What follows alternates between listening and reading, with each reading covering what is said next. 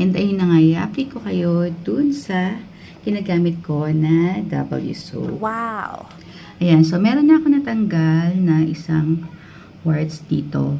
Alam niyo, Nice. una niyo mapapansin pagka umi-effect na yung sabon ng W soap ay mamumula.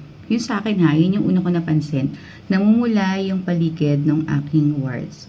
So meron ako dito dati. Ayan. So hindi ko alam kung kailan siya natanggal. Basta ngayon, wala na siya.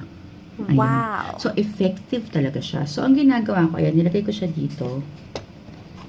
Tapos, pag sa katawan, ito yung ginagamit ko. So, ibababad mo siya ng 20 to 30 minutes pag sa katawan. Pag sa mukha, 10 to 15 minutes. Pag sa mukha naman, inaano ko lang siya, tinatanggal ko lang siya rito, tsaka ko kinukuskus dun sa aking face. O kung buong face na inaano ko, binababad ko dyan.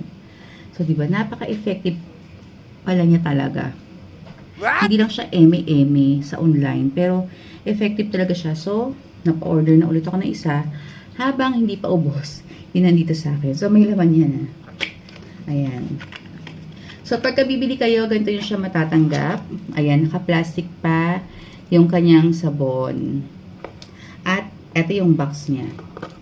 So, ayun, meron pa ako dito natatanggalin. So, continuous ko lang din siyang gagamitin. And, ang napansin ko talaga sa face ko, para siyang, alam mo yun, para siyang nababanat. Ginagamit ko siya sa buong mukha na rin habang tinatanggal ko. Yung, meron pa ako dito na isa. So, hindi ko pa siya nakikita tatanggal. At meron pa rin dito sa pisngi ko. Yung mga warts is flat lang siya. So, maliliit pa lang siya. Pero, di ba habang maliliit pa siya, at hindi pa siya lumalaki. So, tanggalin na siya natin agad. So, super effective itong W soap. So, bili na kayo. Try nyo rin.